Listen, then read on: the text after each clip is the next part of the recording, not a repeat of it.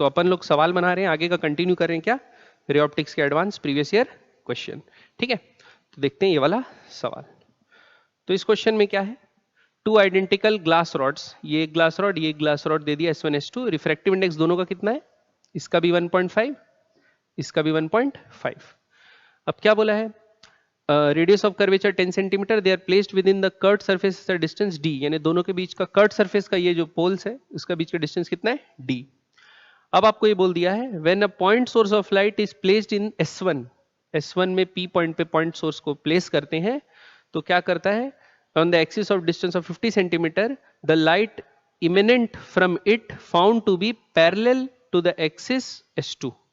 मतलब इससे जो लाइट रे आ रहा है ये इस ऑब्जेक्ट का एक इमेज बनेगा, वो जो रिफ्लेक्टेड रे आएगा वो इससे पड़ेगा, फिर इसमें एक इमेज बनेगा, तो उसको क्या लगेगा, वो क्या आ रहा है पैरेलल। और पैरेलल मतलब उसको क्या लगेगा, ऑब्जेक्ट का फाइनल इमेज कहां पे बन रहा है, इन्फिनिटी पे बन रहा है। तो हम लोग को क्या करना है, तो 2 बार रिफ्रैक्शन लगाना है। भाई कर्ट सरफेस का रिफ्लेक्शन फॉर्मूला हम लोग पढ़े हैं, क्या होता है, μ2/b माइनस μ1/u बराबर μ2 माइनस μ1/r। ठीक है, ये वाला फॉर्मूला पहले इस सरफेस के लिए लगाते हैं। अभी इंसिडेंट रे जहां होता है उसको बोलते हैं बच्चों μ1 और बाहर वाले को क्या बोलते हैं μ2। तो इंसिडेंट रे अभी अंदर में है तो आपका ये μ2 कितना हो जाएगा 1, यानी μ2 1 हो जाएगा और μ1 1.5। तो इसको 1 लिखते हैं, तो 1/v, पहला इमेज कहां बन रहा है अपने को पता नहीं है। अब इंसिडेंट रे जा रहा है इधर से इधर, हम लोग ऑप्टिक सेंटर से ऑब्जेक्ट डिस्टेंस पीछे नाप रहे हैं तो नेगेटिव होगा, तो माइनस माइनस क्या हो जाएगा प्लस 1/2 इंटू यू का वैल्यू कितना लेंगे 50। ठीक, बराबर सॉरी 3/1.5 लिखा, 3/2 इंटू 50। ठीक है, अब यहां गया इक्वल टू क्या लेंगे μ2 माइनस μ1, तो 1 माइनस 1 तो -1/2 आएगा। और r रेडियस ऑफ कर्वेचर जो है वो भी क्या है, ऐसा कर्व्ड है तो नापेंगे इसी तरफ, तो नेगेटिव नापेगा, तो ये भी क्या होगा माइनस, तो क्या डालेंगे -10, तो ये माइनस माइनस क्या हो गया प्लस, तो 1/v का वैल्यू क्या आ गया, उधर जाएगा तो 1/20 माइनस 3/100, तो ये आ जाएगा एलसीएम 100 का आ जाएगा, और 20 कितना था 5 जा, तो 5 माइनस 3 ये आ गया 2/100, तो कितना आया प्लस 50 सेंटीमीटर आ जाएगा क्या आपका v। प्लस 50 मतलब इधर तो नेगेटिव होता है उस तरफ 50, तो इससे आगे क्या चले गया 50, तो इससे अब कितना ऑब्जेक्ट दूर रखा हुआ है d माइनस 50। अब इंसिडेंट रे कहां है एयर में, और रिफ्रैक्टेड रे कहां होगा मीडियम में, और हमको इंसिडेंट रे कहां से रिफ्रैक्टेड रे कहां जा रहा है, फाइनल इमेज इंफिनिटी पे बन रही है, तभी तो लग रहा है इंफिनिटी से आ रहा है। तो अब फिर से दोबारा लगाते हैं क्या μ2, अच्छा डायरेक्ट वैल्यू लिखता है ना, तो फाइनल इमेज का है इंफिनिटी पे, तो पहला वाला टर्म को लिखने का जरूरत है नहीं है। u इंसिडेंट रे आगे जा रहा है, u इसमें भी पीछे नापेंगे तो ये भी क्या आएगा नेगेटिव, तो माइनस माइनस क्या हो जाएगा प्लस। अब μ1 क्या लिखेंगे 1, तो 1/d माइनस 50 बराबर, अब μ2 माइनस μ1, तो 1.5 माइनस 0.5 मतलब 1/2 इंटू 10, ये होगा। तो यहां से d माइनस 50 किसके बराबर आ गया 20, तो d बराबर किसके आ गया 70 सेंटीमीटर, तो इसका आंसर सही वाला क्या होगा b 70 सेंटीमीटर। ये समझ में आ गया आप लोग पक्का। अगला क्वेश्चन बनाए, नेक्स्ट देखते हैं क्या दिया है बच्चों, a transparent film of uniform thickness of refractive index कितना दिया है 1.4, यानी थिन फिल्म 1.4 रिफ्रैक्टिव इंडेक्स की है, और it is coated the convex spherical surface of radius r, मतलब ये रेडियस ऑफ कर्वेचर क्या है r, ये थिन फिल्म है तो इसका भी रेडियस क्या होगा r, दोनों का रेडियस ऑफ कर्वेचर सेम। अब n2 क्या दिया है सिलेंडर का 1.5, क्या बोला है, ray of light parallel to the axis of cylinder traversing through the film from air to glass gets focused at a distance of f1, मतलब अगर एक पैरेलल रे, ये प्रिंसिपल एक्सिस मान लो, अगर एक क्या हो रहा है पैरेलल रे आ रही है एयर से ग्लास में, तो कहां पे फोकस हो रही है f1 पे, और जब ग्लास से एयर पे आ रही है तो कहां पे फोकस हो रही है बोला है f2 पे। हमको f1 और f2 निकालना है in terms of r, option में वो दिया है। ठीक है, तो देखो ये ऐसा टाइप का प्रॉब्लम हो गया ना, ये ऐसा एक लेंस है, इधर का रेडियस ऑफ कर्वेचर r, इधर का भी रेडियस ऑफ कर्वेचर r, इधर का मीडियम 1, ये मीडियम कितना है 1.4, और इधर का मीडियम क्या है 1.5। ऐसे केस में, और कहां पे बन रहा है इमेज, पैरेलल आ रहा है और फोकस पे बन रहा है, तो ओवरऑल जो नेट फोकल लेंथ होगा उससे इक्वेट करना है अपने को। देखते हैं कैसे बनेगा। तो देखो पहले ये दोनों इंटरफेस के लिए लिखते हैं फॉर्मूला। तो रिफ्रैक्टेड रे 1.4 वाले में रहेगा, इंसिडेंट रे 1 वाले में रहेगा। जब एयर से कहां जा रहा है, ग्लास की तरफ, तो क्या लिखेंगे 1.4 बाय -1 μ2 - μ1 बाय आर। आर को पॉजिटिव लेंगे क्योंकि इंसिडेंट रे जिस तरफ है कर्वेचर भी उसी तरफ है, ठीक। प्लस फिर दूसरा वाला 1.4 और 1.5 के बीच में, ये क्या लेंगे 1.5 - 1.4, रेडियस ऑफ कर्वेचर इसके लिए भी पॉजिटिव। अब इमेज कहां 1 पे नहीं बन रही है, इसके बाहर एयर नहीं है, इसके बाहर क्या है 1.5, तो इसको लिखेंगे 1.5 by final V. Final V कहां बन रहा है F1 पे, ठीक है। ये हो जाएगा 0.4 by R plus 0.1 by R बराबर 1.5 बाय F1। तो F1 बराबर क्या आएगा, ये हो जाएगा 0.5 बाय आर, और इधर आएगा सॉरी ये आर ऊपर जाएगा, ये नीचे आ जाएगा 0.5 और ऊपर 1.5, तो ये कितना होगा 3R। क्लियर। तो F1 का वैल्यू कितना आ गया 3R के बराबर, ठीक। अब सेम रिवर्स में लगाना है, उल्टे में। अब उल्टे में क्या होगा देखो, जब रे कहां से आ रहा है N2 से N1, ग्लास से कहां जा रहा है एयर में जा रहा है, तो अब क्या करेंगे, पहले ये 1.5 वाला और उसके बाद 1.4 वाला। अब रिफ्रैक्टिव इंडेक्स रिफ्रैक्टेड रे कौन कैरी करेगा 1.4 वाला, तो 1.4 माइनस 1.5 बाय -R, क्यों, अब इंसिडेंट रे का डायरेक्शन है, रेडियस ऑफ कर्वेचर उसका उल्टा नाप रहे हैं, प्लस फिर 1 और 1.5, तो क्या लिखेंगे 1 - 1.4 बाय -R, इसका भी रेडियस ऑफ कर्वेचर नेगेटिव। अब जो फाइनल इमेज है वो कहां फोकस हो रही है एयर में, तो 1 बाय F2 लिखेंगे, ठीक।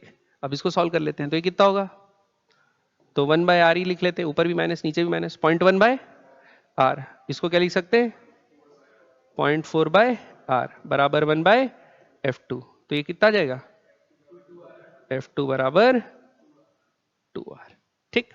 तो F2 बराबर क्या आएगा 2R, F1 बराबर क्या आएगा 3R, तो ऑप्शन ए और सी, ठीक है। समझ में आया पक्का।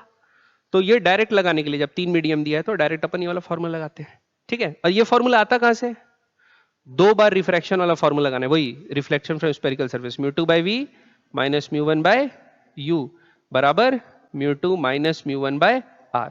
तो वैसा भी बना सकते हो, 2 बार μ2 μ1, पहले इसके लिए फिर इसके लिए, और अपन को क्योंकि इस केस में बोल दिया था पैरेलल रे आ रहा है और फोकस हो रहा है, तो डायरेक्ट हम लोग ये वाला फॉर्मूला लगा दिए, ठीक पक्का याद रहेगा ये वाला। देखते हैं अगला नेक्स्ट सवाल, ये है बच्चों, ठीक है। क्या बोला है, अ point source is placed at the bottom of a transparent block, यहां पे ट्रांसपेरेंट ब्लॉक के बॉटम में है, और उसका रिफ्रैक्टिव इंडेक्स कितना दे दिया है 2.72, मतलब ये जो ब्लॉक है उसका है 2.72। उसके बाद it is immersed in a lower refractive index of liquid as shown in figure, तो ऊपर जो लिक्विड है उसका रिफ्रैक्टिव इंडेक्स इससे कम है, कितना है अपने को पता नहीं, अपन क्या बोल देते हैं म्यू, ठीक। अब it is found that light emerging from the block of the liquid forms a circular bright spot of diameter 11.54 mm। तो ये वाला क्वेश्चन बच्चों वही लेक से बाहर आता है लाइट रे, वैसे ही वाला कॉन्सेप्ट हो गया। तो अपन उसके लिए क्या कर सकते हैं, अपन देखो एक लाइट रे तो ऐसा सीधा ले जाते हैं और एक लाइट हल्का सा स्मॉल एंगल टेढ़ा करके ले जाते हैं। तो देखो ये लाइट रे ऐसा आ रहा होगा, ये कब तक जाएगा जब तक कहां नहीं पड़ता क्रिटिकल एंगल, क्रिटिकल एंगल में पड़ेगा तो क्या हो जाएगा फ्लैट, फिर वो लाइट बाहर नहीं आएगी। तो क्रिटिकल एंगल से कम वाली सब लाइटें बाहर आएंगी, क्रिटिकल एंगल के बाद वाली लाइटें यानी टोटल इंटरनल रिफ्लेक्ट हो जाएंगी, या फिर जो क्रिटिकल एंगल पे जस्ट है वो ग्रेजिंग रिफ्लेक्शन से बाहर आ जाएंगी, ठीक है। अब ये थीटा सी आ गया, तो हमको पता है ये थीटा सी है, ये डिस्टेंस कितना होगा, ये रेडियस के बराबर होगा। रेडियस अपन यहां से निकाल सकते हैं, कितना दिया है, डायमीटर दिया था 11.54 बाय 2, ये क्या गया रेडियस आ गया। और अपने को हाइट भी पता है, कितना दे दिया है 10 mm, हाइट कितना दे दिया है 10 mm, तो अपन क्या लिखते हैं tan थीटा सी, ठीक। tan थीटा सी बराबर क्या होता है परपेंडिकुलर बाय हाइट बेस, तो r का वैल्यू कितना दिया है 11.54 बाई 2 और बेस कितना है 10। ठीक, तो 11.54 बाई 20 आ रहा है। बताओ tan थीटा सी क्या है?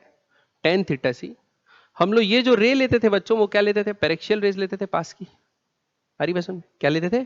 पेरेक्शियल रेज लेते थे पास की। अब ये थीटा सी अगर स्मॉल है तो tan थीटा सी लगभग किसके बराबर होगा?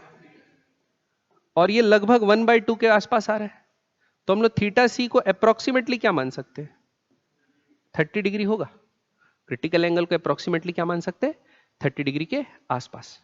प्रिडिक्ट कर लिए। अब ये साइन थीटा सी किसके बराबर होता है? 1/μ। तो म्यू जो है बाय 2.72, भाई रेयरर बाय डेंसर। तो ये तो म्यू का वैल्यू क्या आएगा? साइन थीटा सी कितना होता है? 1/2 इंटू 2.72, तो क्या जाएगा? 1.36। तो आंसर क्या होगा? सी। समझ में आया बच्चों? पक्का? नेक्स्ट बने। अगला क्वेश्चन ये बच्चों, ये तो बड़ा ही सिंपल क्वेश्चन है ना? तो फोकल लेंथ अपने को, फोकस का फॉर्मूला पता है अपने को, नेट बता रहे फोकल लेंथ क्या रहा है, दोनों को थिन लेंसेस कंबाइंड टुगेदर। तो क्या बोल दिया भाई?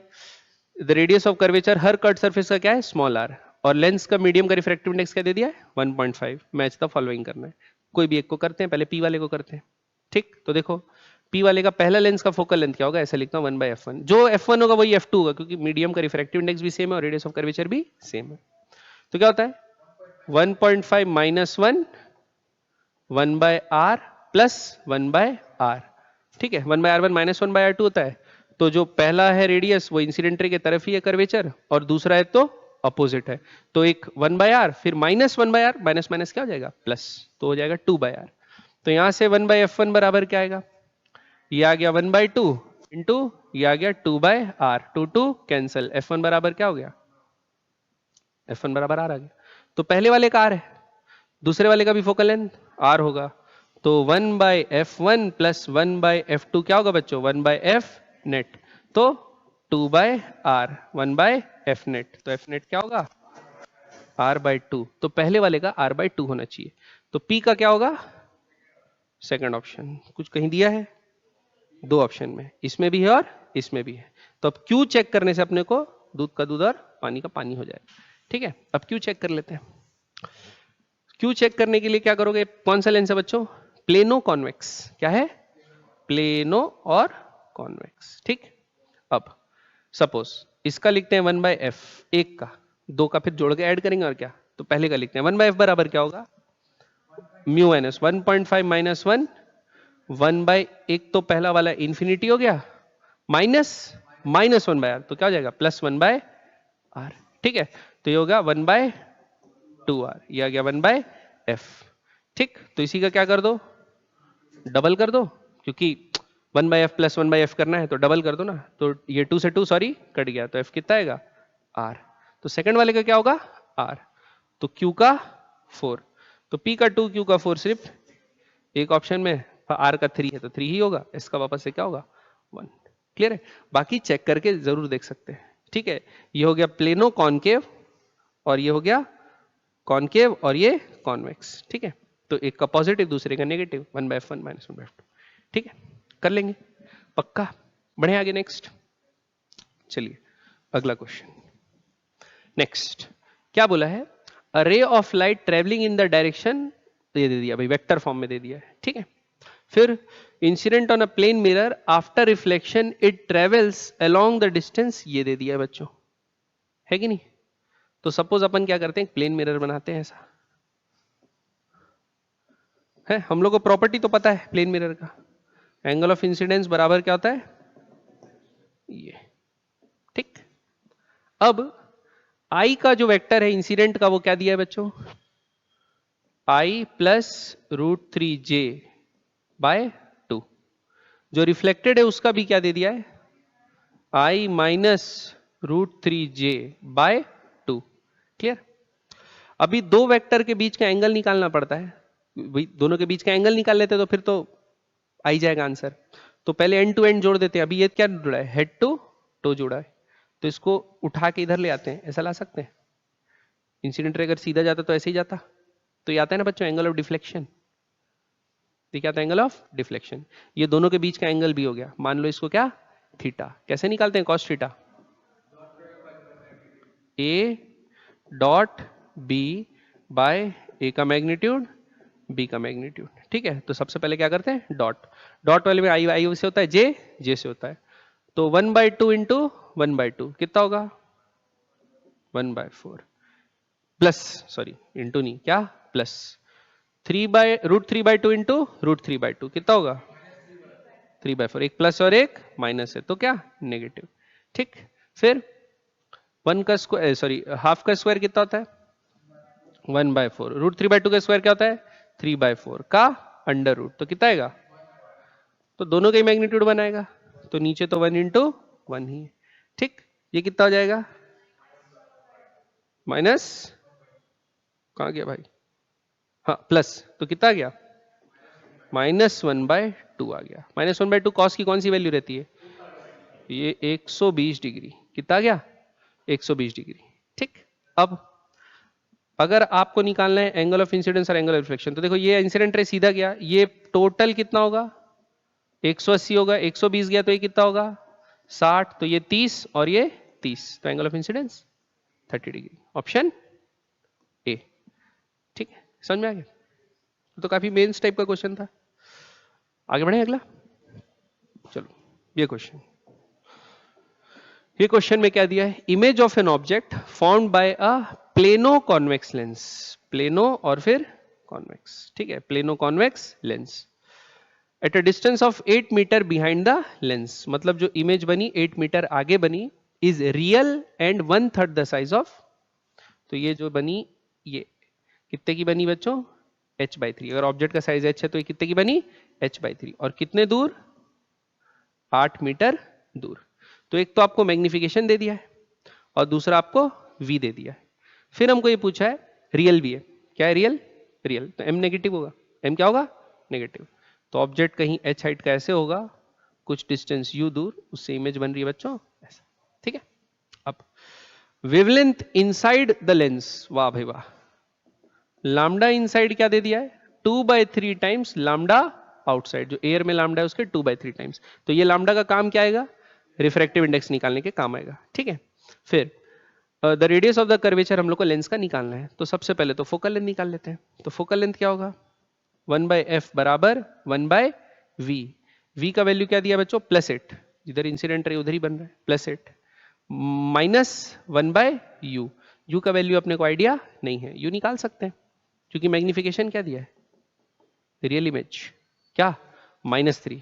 तो v/u बराबर -3। तो u बराबर, सॉरी 1/3 बोला है ना, तो -1/3, 1/3 हुआ तो h/3 है ना, 1/3। तो u बराबर क्या आएगा? 3v। तो कितना आ जाएगा? 24 सेंटीमीटर नेगेटिव। 24 centimetre negative. तो ये वैल्यू क्या है बच्चों? 24। कैसा? नेगेटिव। तो ये प्लस हो जाएगा 24। अब इसको इधर कर दो तो क्या होगा? कहां गया मैं? हाँ, एलसीएम लेंगे तो कितना आएगा? 24। तो 3 + 1, 4/24। तो कितना आया focal length? 6 centimetre. Focal length कितना आ गया? 6। अब 1/f बराबर μ-1। रिफ्रैक्टिव इंडेक्स कितना दिया? नहीं दिया है, लेकिन हम जानते हैं 2/3 वेवलेंथ है, मतलब स्पीड 3/2। तो 3/2 -1, और एक तो इंफिनिटी है, दूसरा -1/r। एक इंफिनिटी है, दूसरा -1/r। तो माइनस माइनस क्या हो जाएगा? ये प्लस। तो क्या आ जाएगा? 1/2r बराबर 1/6। तो r का वैल्यू कितना आ गया बच्चों? 3 मीटर। r का वैल्यू कितना आ गया? 3 मीटर, ऑप्शन सी। ये भी काफी स्ट्रेट फॉरवर्ड सिंपल क्वेश्चन। आगे बढ़े अगला। अरे बाप रे, क्या दिया है भाई? A right angled prism of refractive index μ1, यानी प्रिज्म का रिफ्रैक्टिव इंडेक्स μ1 है, is placed in a rectangular block of refractive index μ2। मतलब बाहर का रिफ्रैक्टिव इंडेक्स μ2 है और surrounded by a refractive index μ3, और बाहर का रिफ्रैक्टिव इंडेक्स क्या है? μ3 है। अब अपने को ये बोल दिया है a ray of light E enters, मतलब E क्या कर रहा है? एंटर कर रहा है। normal incidence depending upon the relationship between mu1 mu2 mu3 it takes the possible EF EG EH और EI। मतलब एक है जो ऐसा जा रहा है, एक सीधा जा रहा है, एक नीचे आ रहा है, एक पढ़ पढ़ के वापस आ रहा है। ठीक है, अब हमको क्या बताना है, लिस्ट करना है कि E से F जाने के लिए कंडीशन क्या होगी, E से G जाने के लिए कंडीशन क्या होगी, E से H जाने के लिए कंडीशन क्या होगी, E से I जाने के लिए कंडीशन क्या होगी। चेक करते हैं बच्चों, E से F चेक करते हैं। पहले तो चेक कर लो सब अलग वाला कोई सा है तो मजा आ जाएगा, नहीं है दो दो कॉमन ही है सब में, तो चेक करना ही पड़ेगा। ठीक है, तो P का पहले चेक करते हैं। P के लिए E से F, देखो भाई थोड़ा डायग्राम बड़ा कर दें क्या, है ना, थोड़ा डायग्राम को क्या करते हैं, बड़ा कर देते हैं यहां। ठीक, अब देखो E से F, यहां तो भाई परपेंडिकुलर एंटर किया तो सीधा जाएगा, सीधा जाएगा। अब देखो यहां आ गया, ये नॉर्मल बना हुआ है बच्चों, एंगल ऑफ इंसिडेंस क्या हो गया, ये हुआ। अगर ये रिफ्रैक्ट नहीं होता, सॉरी क्या बोल रहा हूं उल्टा, ये हो गया एंगल ऑफ इंसिडेंस क्या हो गया, ये। अब ये सीधा आ रहा है, ये सीधा चले जाता, लेकिन ये क्या हो गया, टुवर्ड्स द नॉर्मल बेंड हो गया। तो हम बोल सकते हैं light is travelling from denser medium, sorry rare medium to denser medium, मतलब μ2 ग्रेटर देन μ1, ये हम बोल सकते हैं। उसके बाद ये यहां गया, यहां का नॉर्मल ऐसा बनेगा, और नॉर्मल के बताओ, अब ये एंगल ऑफ इंसिडेंस है, ये एंगल ऑफ रिफ्रैक्शन है, ये फिर अवे फ्रॉम द नॉर्मल जा रहा है, फिर से क्या जा रहा है, अवे, तो फिर डेंसर से रेयर, तो हम बोल सकते हैं म्यू जो बीच वाला है क्या, μ2 बड़ा है किससे, μ3 से। तो क्या होगा, एक मिनट उल्टा बोल दिया क्या, नहीं सही बोला ना, लाइट ट्रेवलिंग फ्रॉम, ये क्या जा रहा है टुवर्ड्स द नॉर्मल, तो μ2 बड़ा हो गया μ1 से, और लाइट ट्रेवलिंग फ्रॉम, तो ये हो गया। तो देखो ऐसा कोई सा कंडीशन है, सेकंड ऑप्शन, तो P का क्या होगा 2, तो एक चीज तो आ गया P का 2। ठीक, अगली कंडीशन, अगली कंडीशन किसके लिए चेक करना है, देखो मर गए कहां चले गए भाई, P E से G, E से G देखते हैं, और ऑप्शन के हिसाब से देख लेंगे तो P का क्या गया है 2, तो या तो A होगा या तो D होगा। अब Q का 3 ही आएगा, नहीं चेक करते, बाद में चेक करेंगे। किसका चेक करते हैं, R का, R का या तो 1 होगा या तो 4, देख लेते हैं R का 1 है या 4। ठीक है, R के लिए पहले चेक करते हैं, R के लिए क्या होगा, E से क्या लिखा है यार, ए भाई साहब ये तो बहुत ही ज्यादा अजीब हो गया, E से H, चलो ठीक है, E से H, E H नीचे। ठीक है, देखो सबसे पहले एंगल ऑफ क्या बना, इंसिडेंस, ये away from the normal bend हो रहा है, क्या बेंड हो रहा है, away from the normal, light away from the normal bend हो रहा है, मतलब कौन डेंस कौन रेयर, μ1 ग्रेटर देन μ2, लेकिन बाहर आ जा रहा है, मतलब क्रिटिकल एंगल नहीं है, मतलब क्रिटिकल एंगल नहीं है। अब आप खुद देखो बच्चों, ये 45 है, ये 90 है, ये कितना होगा 45, तो ये भी कितना होगा 45। ठीक, ये कितना होगा 45। अब क्रिटिकल एंगल इसके लिए निकाल सकते हैं, क्रिटिकल एंगल क्या निकाल सकते हैं, देखो म्यू, जो म्यू है बाहर वाला, डेंसर बाय रेयर लेते हैं, तो म्यू बाहर वाला क्या होगा μ2, बाहर वाला क्या होगा μ2, अंदर वाला क्या होगा μ1 बराबर क्या आएगा साइन थीटा सी, क्या आएगा साइन थीटा सी, ये आएगा। अब एंगल ऑफ इंसिडेंस ये पैरेलल आ रहा है, तो एंगल ऑफ इंसिडेंस हमेशा क्या होगा 45 डिग्री होगा, मतलब अभी पार आ जा रहा है, मतलब 45 डिग्री से तो जो क्रिटिकल एंगल है वो छोटा ही है, 45 डिग्री मतलब 1/√2 वाले से छोटा ही है। ये समझ में आएगी नहीं है, पक्का, मतलब इसका वैल्यू 1/√2 ले सकते हैं ना, तो अपन क्या बोल सकते हैं √2 μ2 बराबर μ1, ये तो बाउंड्री कंडीशन हो गई टोटल इंटरनल रिफ्लेक्शन के लिए, मतलब अभी μ1 जो है वो छोटा ही है इससे √2, नहीं तो क्रिटिकल एंगल वाला हो जाता। क्लियर है। अब फिर यहां पर आई, यहां पर लाइट रे आए, अब यहां पर लाइट रे आया तो क्या रहे, तो away from the normal bend हो रहा है, अवे फ्रॉम द नॉर्मल कब बेंड होता है, ये μ2 ये μ3, तो कौन बड़ा होगा, अभी μ2 बड़ा होगा। ठीक, अभी कौन बड़ा होगा μ2, तो कंडीशन क्या है, μ1 बड़ा है μ2 से और μ2 बड़ा है μ3 से, तो देखते हैं, अरे भाई साहब, ठीक, तो देखो तो देखो μ1 बड़ा है μ2 से और μ2 बड़ा है μ3 से, तो μ1 बड़ा होना चाहिए √2 μ2 से, ये भी अपन प्रूफ किए थे, तभी तो बाहर टोटल इंटरनल रिफ्लेक्शन नहीं हो रहा है। तो कौन सा कंडीशन सही है? 1। तो अपना जो R का क्या होना चाहिए बच्चों? 1। भाई इधर हो जाना, तो ऑप्शन क्या आ गया बच्चों? ये ऑप्शन। समझ में आया कि नहीं आया? पक्का? फिर 4 वाला टोटल इंटरनल रिफ्लेक्शन है बच्चों, तो दिख ही रहा है ये μ2 बड़ा है μ1 से और वो √2 R1 के बीच आएगा। क्लियर है? पक्का? समझ में आया कि नहीं आया? और सीधा जाने वाला भी एक कंडीशन है, वो भी देख सकते हो। सीधा में E से कहां जा रहा है? H सीधा चले जा रहा है। E सॉरी कहां? E से G, E से G में कहां चले जा रहा है? सीधा। मतलब ये दोनों आपस में क्या होंगे? बराबर होंगे। ये लो बराबर हो उससे कोई मतलब नहीं है, क्योंकि ये फ्लैट सरफेस है ना, तो ये दोनों के बीच में कोई भी रिलेशनशिप होगा, आर पार ही होना है। 90 डिग्री पे गिर रहा है तो बिना रिफ्रैक्शन के बाहर होना है, लेकिन ये दोनों हमेशा क्या होना चाहिए? बराबर। तो बराबर वाला केस एक ही दिया है, थर्ड आ जाएगा। आ रही बात समझ में? पक्का? क्लियर है कि नहीं ये वाला सवाल समझ में? नेक्स्ट बनाए। अगला क्या बोला है? A biconvex lens is formed with two thin plano convex lens. तो प्लेनो कॉन्वेक्स लेंस को अलग अलग सेपरेट देख सकते हैं हम लोग। Shown in figure refractive index of एक का 1.5, एक का 1.2, both the curved surfaces are of same radius of curvature 14 centimetre. For this biconvex lens object distance 40 दिया है, इमेज डिस्टेंस क्या होगा निकालना है। तो पहले तो फोकल लेंथ निकालेंगे, u दिया है, v निकाल देंगे, खत्म कर देंगे बात। तो फोकल लेंथ क्या होगा? दोनों का सम। तो पहले वाले का फोकल लेंथ लिखता हूं, ऐसा होगा ना बच्चों, 1/f नेट बराबर 1 बाय पहले वाले का प्लस 1 बाय f2। अब पहले वाले का लिखते हैं, पहले वाले का लिखेंगे 1.5 माइनस 1, क्या लिखेंगे?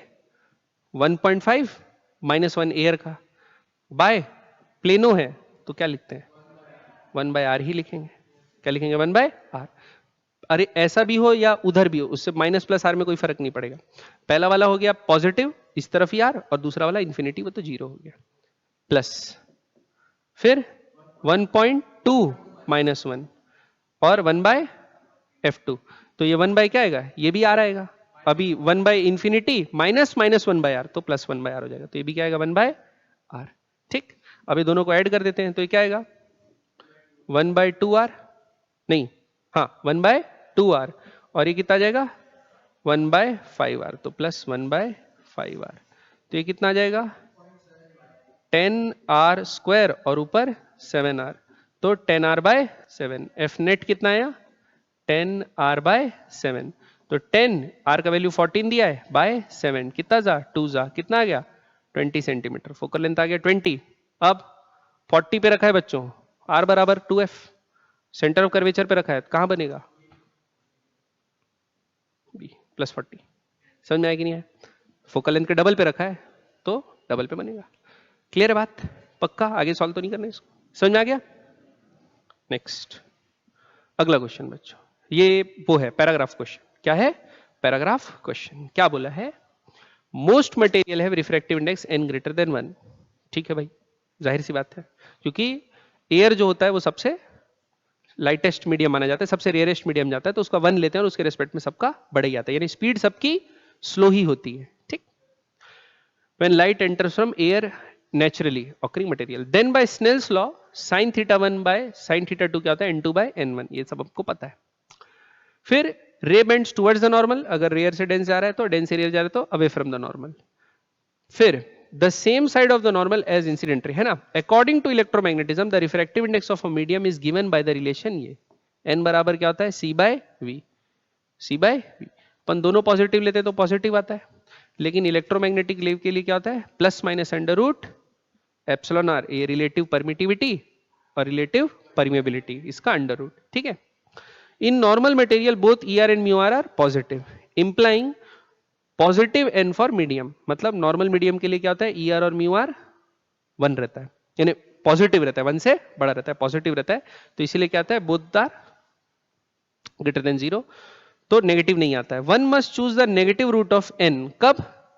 जब दोनों में से भी एक क्या हो जाएगा? नेगेटिव होगा, या दोनों नेगेटिव होगा तो अपने को क्या रूट चूज करना पड़ेगा?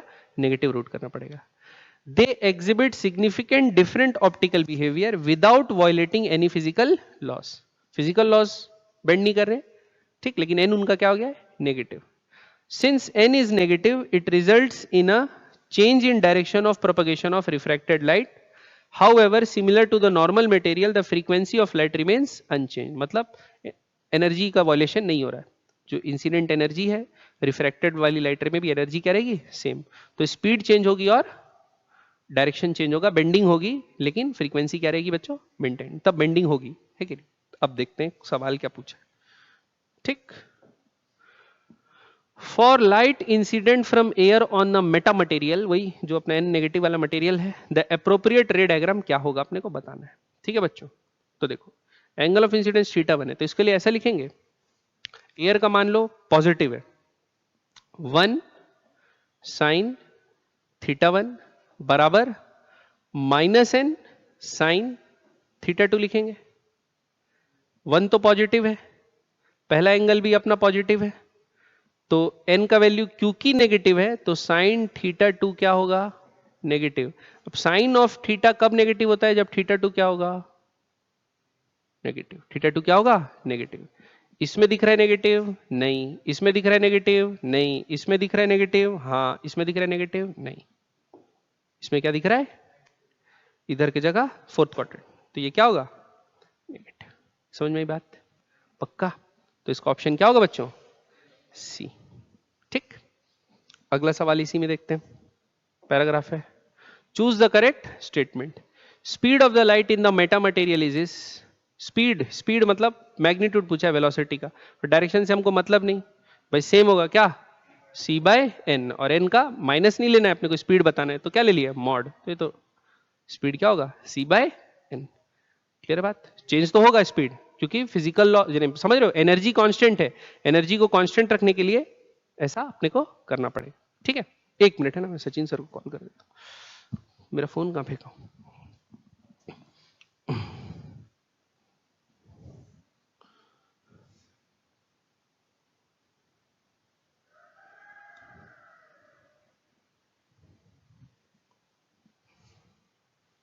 सचिन सर वो आ गए आपको बिल लेने के लिए. आ रहे हैं सर, बता दिया हूं मैं, आ रहे. ठीक है, ये समझ में आया बच्चों लोग. अब अगला क्वेश्चन बनाते हैं. नेक्स्ट चलिए देखते हैं अगला. ये क्या बोला है, a light ray travelling in a glass medium. मतलब वो क्या में ट्रेवल कर रहा है, ग्लास में ट्रेवल कर रहा है. ठीक.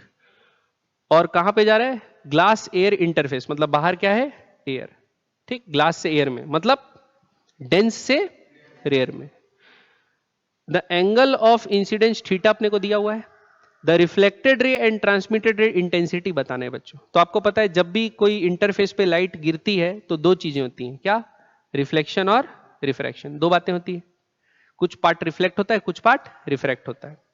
अब अपने को ये क्या बोला है कि देखो शुरू में थीटा को अपन धीरे धीरे बढ़ा रहे हैं, तो सपोज पहले थीटा 0 है बच्चों. थीटा 0 रहेगा तो क्या होगा, सीधा निकलेगा.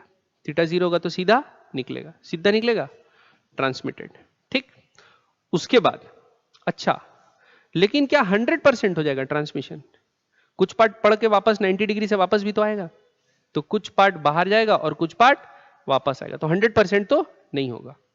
दूसरा, फिर जब क्रिटिकल एंगल पे पड़ेगा, ऐसे थीटा बढ़ाते गए बढ़ाते गए बढ़ाते गए, अब ये क्या आ गया बच्चों, क्रिटिकल एंगल, तो क्या होगा, तो फिर कोई भी पार्ट बाहर रिफ्रैक्ट होगा, तो रिफ्रैक्शन इंटेंसिटी क्या हो जाएगी, 0. रिफ्रैक्शन इंटेंसिटी क्या हो जाएगी, 0. तो बच्चों जब angle of incidence critical angle होगा, उसके बाद ट्रांसमिशन आपको दिखना बंद हो जाएगा. तो इसमें और इसमें तो ट्रांसमिशन दिख रहा है, तो ये दोनों को डिलीट कर दो. ट्रांसमिशन दिख रहा है ना, जो सॉलिड लाइन है, सॉलिड लाइन आ रही बात समझ में. तो सॉलिड लाइन में आपको ट्रांसमिशन दिख रहा है, तो ट्रांसमिशन तो होगा ही नहीं ना क्रिटिकल एंगल के बाद, तो एक थीटा के बाद बंद हो जाएगा. तो ये दोनों ऑप्शन गलत है. अब इसमें देखो शुरू में ट्रांसमिशन कितना दे दिया है, 100%. 100% ट्रांसमिट होगा, रिफ्लेक्ट नहीं हुआ क्या, होगा ना. रिफ्लेक्शन के साथ तो भाई अगर परपेंडिकुलर भी गिर रहा है तो बाहर भी जाएगा और अंदर भी आएगा, तो 100% नहीं हो सकता. तो 100 से क्या रहेगा, थोड़ा सा, बात समझ में, 100 से क्या होगा, थोड़ा सा कम. तो ठीक है, बढ़े आगे काटने, है ना. चलो तो अब देखते हैं यहां से, तो क्या होगा, a ray OP of monochromatic light incident on the prism AB. AB पे क्या है, इंसिडेंट है. ठीक. कितने एंगल पे बोले, एंगल ऑफ इंसिडेंस 60 डिग्री. मतलब यहां क्या बना देते हैं, नॉर्मल, तो ये क्या हो गया, 60 डिग्री. ठीक. अब light travelling from rare to denser medium it will bend towards the normal. तो क्या करते हैं, इसको टुवर्ड्स द नॉर्मल बेंड कराते हैं। तो ये यहां से ऐसे जाएगा, ठीक है, ये 60 है तो ये कितना होगा 30 डिग्री होगा। क्यों 30 लिख सकते हैं, यहां पर स्नेल लॉ लगा दो। तो 1 इंटू √3/2 साइन 60 कितना होता है √3/2 बराबर √3 इंटू साइन आर। तो थीटा थीटा कट गया, साइन आर 1/2 मतलब आर का वैल्यू 30 डिग्री। तो नॉर्मल से अब कितना एंगल बनेगा 30। तो बच्चों ये याद रखना, इंसिडेंट रे सीधा जाता तो ऐसे ही जाता, सीधा जाता तो ऐसे ही जाता। ये क्या हो गया 30 degree anti clockwise, 30 degree anti clockwise shift कर गया है, ठीक। अब यहां आके पड़ा, अब यहां क्या बना देते हैं नॉर्मल बना देते हैं। अब एंगल निकालते हैं, देखो ऊपर एक क्वाड्रिलेटरल बन रहा है, ये 90 डिग्री था, ये 30 डिग्री है। तो ये एंगल जो हो जाएगा यहां वाला, ये पूरा एंगल ये कितना हो जाएगा 120। ये अपने को क्वेश्चन में दे दिया है 60, ये अपने को कितना दे दिया है 135। तो ये एंगल निकल जाएगा, ऐड करते हैं 120 प्लस 60 180 और ये क्या हो गया 315। तो 360 माइनस 315 मतलब 45। तो बच्चे लोग ये वाला एंगल छोटा वाला ये कितना आ गया 45। अब ये नॉर्मल है तो ये कितना होगा 45, ठीक। अब 45 देखते हैं क्रिटिकल एंगल से बड़ा है कि छोटा है। तो अंदर √3 है, बाहर 1 है, तो साइन थीटा सी क्रिटिकल एंगल बराबर क्या होगा 1/√3। अब हमारा एंगल ऑफ इंसिडेंस क्या है 1/√2 बोल सकते हैं। साइन थीटा कितना आ रहा है 1/√2। तो ये तो भाई क्रिटिकल एंगल से बड़ा एंगल हो गया अपना, 1/√2 बड़ा हो गया 1/√3 से। तो क्रिटिकल एंगल से बड़े एंगल पे, तो जितने एंगल पे इंसिडेंट हुआ है उतने एंगल पे टोटली इंटरनल यहां आ गया। अब ये कितना बेंड हुआ देखते हैं। तो अगर ये सीधा जाता तो ऐसे जाता ना, ठीक, ये सीधा जाता तो ऐसे जाता। तो देखो ये पहले कितना डिफ्लेक्ट हुआ था ऊपर एंटी क्लॉकवाइज, अब वापस से कितना डिफ्लेक्ट हुआ, ये एंगल देखते हैं ये दोनों के बीच। तो ये 45 है, ये नॉर्मल बना बच्चों, ये भी कितना बोला है 45, ये भी कितना होगा 45। तो टोटल कितना बेंड हुआ 90। लेकिन क्लॉकवाइज की एंटी क्लॉकवाइज, क्लॉकवाइज। तो पहले एंटी हुआ था 30, अब क्लॉक हुआ है 90, ठीक। अब आगे कहां इंसिडेंट हो गया, ठीक। अब ये एंगल क्या होगा ये निकालते हैं बच्चों।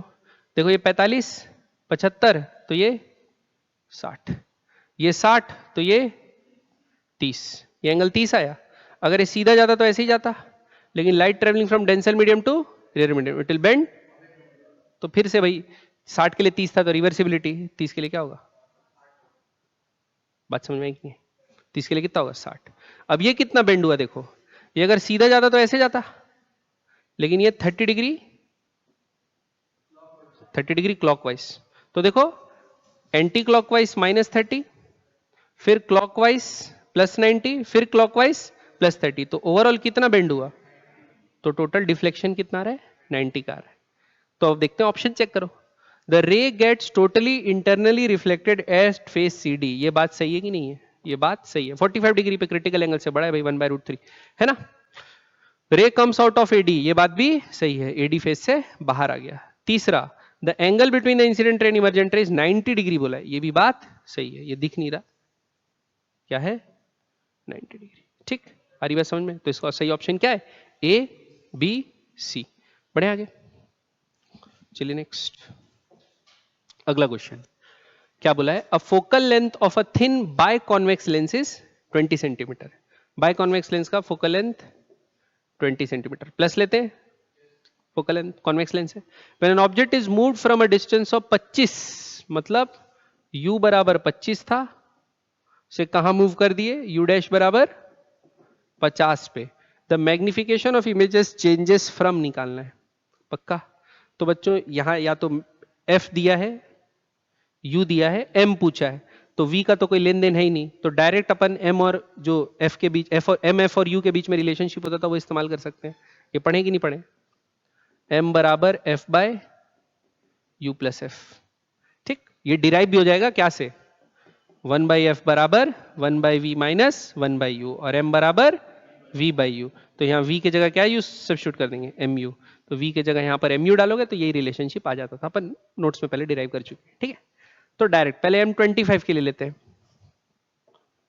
अच्छा, फोकल लेंथ कितना है बच्चों? 20, और ये दोनों 20 से बड़ा है, मतलब रियल इमेजेस बन रहा है, रियल इमेजेस बन रहा है। M25 बराबर f का वैल्यू प्लस लेंगे माइनस प्लस लेंगे, u क्या लेंगे? मिरर के सामने रखते हैं तो क्या लेंगे? माइनस, तो क्या होगा? -25 प्लस 20, और M50 क्या लेंगे?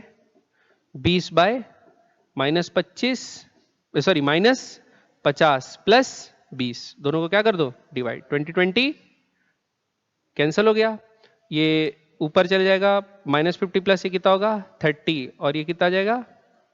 -5, तो यह -30 और -5, तो कितना आएगा बच्चों? 6। तो आंसर क्या होगा? 6। न्यूमेरिकल टाइप, तो क्या होगा आंसर? 6। ये बात समझ में आएगी नहीं? पक्का? क्लियर? बढ़े आगे। अगला क्वेश्चन क्या बोला है? A biconvex lens focal length 15 is in front of a plane mirror. तो एक बायकॉन्वेक्स लेंस है बच्चों, और किसके सामने रखा हुआ है? प्लेन मिरर के सामने। The distance between the lens and the mirror is 10 centimetre. हमको क्या बताना है? A small object is kept at a distance of 30 centimetre from the lens. कहां से? लेंस से कितना दूर? 30 सेंटीमीटर दूर रखा है। तो हमको क्या बताना है? फाइनल इमेज कहां होगा? वर्चुअल होगा, रियल होगा, क्या होगा? फोकल लेंथ कितना दिया इसका? 15। फोकल लेंथ क्या है बच्चों? 15। तो डबल पे रखा है, तो लेंस पहला इमेज बनाएगा तो कहां बनाएगा? +30 बनाएगा। कहां पे बनाएगा? +30 पे। तो +30 मतलब यहां से कितना हो जाएगा? +20 पे, यहां से +20 हो जाएगा, मतलब वर्चुअल। ये क्या बनाया?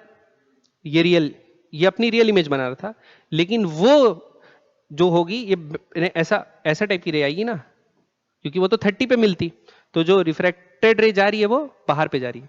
तो इसके लिए जो इंसिडेंट रे वो कैसी है? कन्वर्ज करती हुई, मतलब इसके लिए ऑब्जेक्ट कैसा हुआ? वर्चुअल। तो ये इमेज कैसी बनाएगी? रियल। तो इससे 20 है तो ये कहां बनाएगी? ये 10 हुआ, यहां पे बनेगी। लेकिन जब ये इमेज बनेगी तो एक बार फिर इससे पास होगी कि नहीं होगी? तो इमेज फिर से, ये रियल इमेज का फिर क्या बनेगा? Virtual object. आ रही बात समझ में? तो फिर अब इधर से इधर आ रही है इंसिडेंट रे। इंसिडेंट रे अब इससे टकराने के बाद मिरर से कहां आएगी? इस तरफ से आ रही है, ठीक। तो इस तरफ से आ रही है बेंड होते हुए, तो हम लोग को क्या देखना है? यहां पर रे बनाना है, ठीक है। तो इसके लिए फिर से एक बार लगाते हैं, तो 1/f। f अब क्या लेंगे? पॉजिटिव ही लेते हैं। 15 क्या लेते हैं? f पॉजिटिव, बराबर 1/v। हमको पता नहीं है। u क्या लेंगे? यहां से बच्चों कितना है? देखो ये 20, तो यहां से 20, तो 20 मतलब इससे तो 10 ही दूर होगा, इससे कितना होगा? 10 दूर, तो +10। क्यों +10 लेंगे भाई? इंसिडेंट रे के डायरेक्शन में ही ना वर्चुअल, तो क्या लेंगे? +10। तो यहां से लेते हैं +10, तो क्या आएगा? -1/10। तो 1/v बराबर क्या आएगा? 1/15 + 1/10, तो ये कितना हो जाएगा? 150, और ऊपर 25, ऊपर 25 ना, ठीक। तो कितना? 25 6। क्या बोल रहे हो? समझ में आ रहा है कि नहीं आ रहा है? तो v बराबर क्या आ गया? 6 सेंटीमीटर, +6। तो प्लस अपन तो इंसिडेंट रे के इधर ही लेंगे, तो यहां पर क्या बनेगी? 6, यहां से 6 सेंटीमीटर दूर। तो देखते हैं क्या बोला है। Virtual eight a distance of 16 centimetre from the mirror. ये बात सही है भाई, ऑब्जेक्ट के सेम साइड में बना लेंस से, तो मतलब वर्चुअल है। लेंस के जिधर था उधर ही सेम साइड बना। रियल का रियल बनाता है, वर्चुअल का वर्चुअल बनाता है।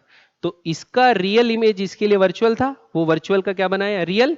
तो इसके लिए वो वर्चुअल ऑब्जेक्ट था, तो ये वर्चुअल का वर्चुअल इमेज बनाया। तो इमेज क्या होगा? वर्चुअल। और ठीक, समझ में आया? तो ऑप्शन ए देखिए।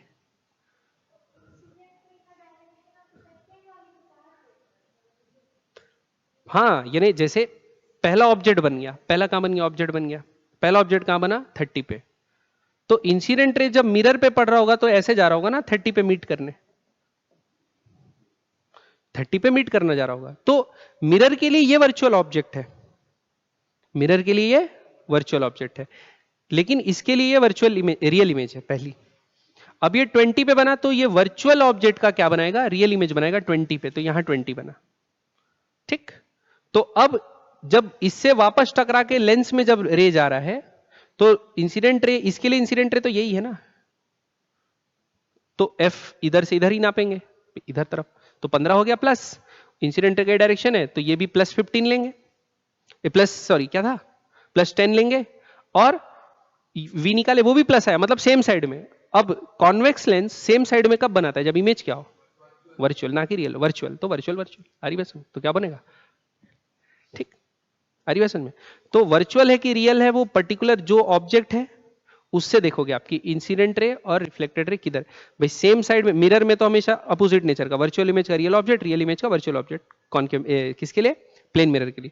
इसके लिए अगर अपोजिट साइड बना रहा है, अगर ये इसका इधर बनाता, यानी अपन सॉल्व करते और वी सपोज एक पॉजिटिव आया दूसरा नेगेटिव आ जाता, तो हम लोग बोलते रियल है, लेकिन अभी दोनों सेम साइड है ना, जिधर ऑब्जेक्ट है उधर ही इमेज आ गया, तो अपन क्या बोल सकते हैं, ये तो वर्चुअली है। क्लियर बात, पक्का, बढ़े आगे। नेक्स्ट, नेक्स्ट क्या, अब तो टाइम हो गया, ठीक है, बस इतने ही बनाते बच्चों, और ज्यादा नहीं बनाते। क्लियर, इसके आगे अपन कल कंटिन्यू करेंगे। 15 क्वेश्चन बना लिया, ठीक है, ये और देख लें, का इजी क्वेश्चन है तो ये भी बना लेते हैं, चलो ठीक है, एक क्वेश्चन और बना लेते हैं। चलो देखो, वाटर, वाटर का रिफ्रैक्टिव इंडेक्स 4/3, ये पानी है भाई, 4/3, 18 सेंटीमीटर डीप, मतलब ये टैंक कितना है, 18 centimetre. Oil of refractive index 7/4 lies on the water making a convex surface, ठीक है, of radius of curvature 6, मान लिए। Consider oil to act as a thin lens, oil कैसे act करे as a thin lens, an object S placed 24 centimetre, कितना, 24 centimetre lens से, है ना, ऊपर वाली है जो ऑयल से 24 सेंटीमीटर दूर, above water surface, the location of its image x, मतलब जो भी इसकी फाइनल इमेज बनेगी वो बॉटम ऑफ द टैंक से कितना ऊपर होगी, ये x अपने को निकालना है। तो इसको आप पार्ट्स में भी सॉल्व कर सकते हो, 2 बार रिफ्रैक्शन फॉर्मूला लगा के, या फिर नॉर्मल भी सॉल्व कर सकते हो। पहले इमेज बना लिए फिर शिफ्ट निकाल लिया, ग्लास स्लैब जैसा तो काम करेगा, शिफ्ट, ठीक है। तो देखते हैं पहले लगा के, पहले ये लगाते हैं, पहले इसका फोकल लेंथ निकाल लेते हैं, चाहो तो निकाल सकते हो। तो ये कैसा है, तो कॉन्वेक्स लेंस है ना, तो रियल इमेज बनाएगा, फोकल लेंथ पहले निकालते हैं। 1/f बराबर म्यू माइनस 1, तो क्या होगा 7/4 माइनस 1 और 1/r, क्योंकि एक तो इंफिनिटी है, एक 1/r है, r कितना दिया है 6, तो क्या होगा 1/6। तो 1/f बराबर क्या आया 3/4 इंटू, तो कितना आ गया 1/8 सेंटीमीटर, फोकल लेंथ कितना आ गया 8 सेंटीमीटर।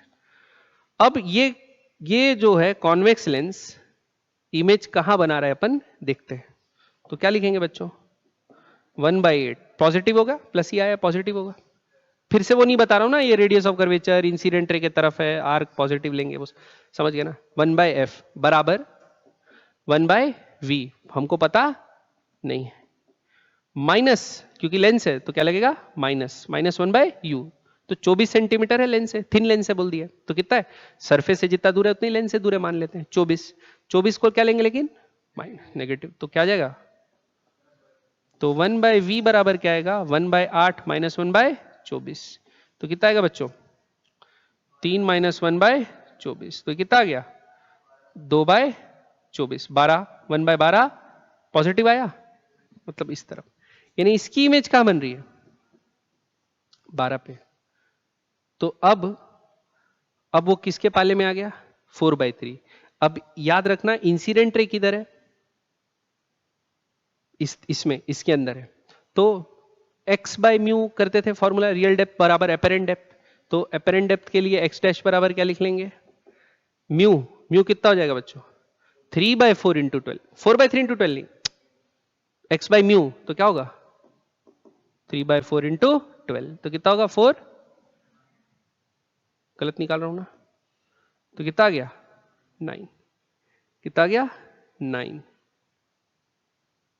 कुछ तो गलत, अरे x डैश बराबर म्यू इंटू एक्स तो होगा, 4/3 इंटू ये कितना है 12, 3 कितना जा 4 जा 4 4 जा 16, सही है सही है। अब क्या है 16।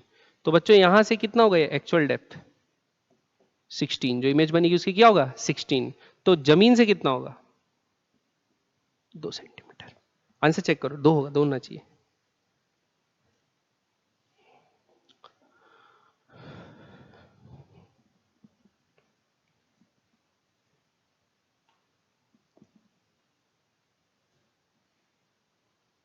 देख लो एक बार चेक करके, है ना 4/3 4/3 इंटू 12 म्यू इंटू एक्स ना, म्यू बाई एक्स क्यों लेंगे, म्यू इंटू एक्स। क्लियर है बच्चों, पक्का। आगे बढ़े, और कुछ बचा। अभी आप ही बनाए, कल बनाएंगे, अभी कल बनाएंगे है ना, अब बहुत ज्यादा हो जाएगा। ठीक है, तो अब क्या बनाएंगे